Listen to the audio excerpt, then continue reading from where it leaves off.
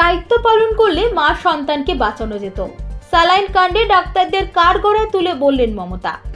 Saline কাণ্ডে চিকিৎসকদেরই কাঠগড়ায় তুললেন মুখ্যমন্ত্রী মমতা বন্দ্যোপাধ্যায়। বৃহস্পতিবার তিনি নবান্নে জানালেন, সঠিকভাবে চিকিৎসকেরা দায়িত্ব পালন করলে মেদিনীপুর মেডিকেল কলেজের ওই মা এবং সদ্যজাতকে বাঁচানো যেত। এই ঘটনায় 12 জন চিকিৎসককে সাসপেন্ড করার নির্দেশ দিলেন তিনি। তাদের মধ্যে রয়েছেন মেদিনীপুর মেডিকেল কলেজের আরএমও এবং এমএসভিপি। মেদিনীপুর মেডিকেল কলেজে সন্তানের জন্ম দেওয়ার পরে অসুস্থ হয়ে পড়েছিলেন 5 প্রসূতি।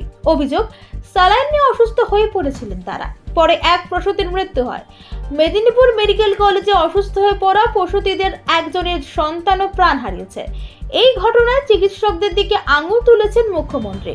তিনি সরকারি হাসপাতালের চিকিৎসা পরিষেবার পরিসংখ্যান তুলে ধরেছেন। তারপরে জানিয়েছেন, চিকিৎসা ব্যবস্থার উন্নতির পরও বাঁচানো যায়নি এক প্রসূতি এবং এক শিশুকে। তার কথায়, যাদের কাছে মানুষের ভাগ্য নির্ধারিত হয়, যাদের হাতে সন্তান জন্মায়, তারা দায়িত্ব সঠিকভাবে পালন করলে মাকে এবং সন্তানকে বাঁচানো যেত।